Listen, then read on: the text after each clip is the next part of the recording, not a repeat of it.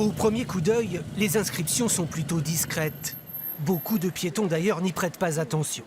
Mais une fois repérés, tous n'apprécient pas forcément la publicité inscrite par cet opérateur téléphonique bien connu. J'ai la chance sur mon trajet quotidien de ne pas être soumis à la pub et ça me va bien.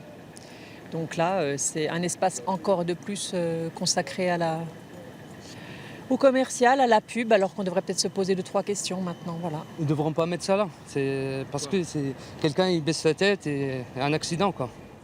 En prenant de la hauteur, le message qui promet la fibre à Besançon est bien visible.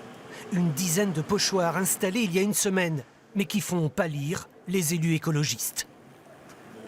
Imaginez demain si toute la voirie devenait des supports publicitaires. Quelle est l'image de la ville qu'on retiendrait? Une voirie qui est devenue un magazine publicitaire. Bouygues peut-il utiliser ainsi l'espace public? Oui, à condition d'en faire la demande à la mairie. L'opérateur a envoyé un courrier en juillet. Sans réponse, il a lancé sa campagne.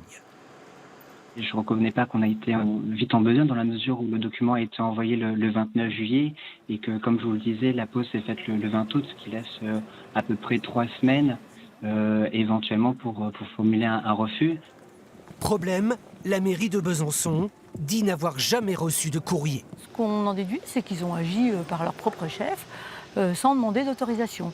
Et ça, c'est condamnable, quoi, en fait. On a non seulement une ville avec un périmètre sauvegardé, qui ne mérite pas des marquages partout. Ça peut être dangereux, il peut y avoir un phénomène de glissance pour des motos, par exemple. Ces pochoirs n'utilisent pas de peinture, mais jouent avec la saleté du sol. Un procédé déjà utilisé sur les trottoirs des grandes villes. Bouygues, très soucieux de revenir dans les clous, a promis d'effacer les publicités dans les jours à venir.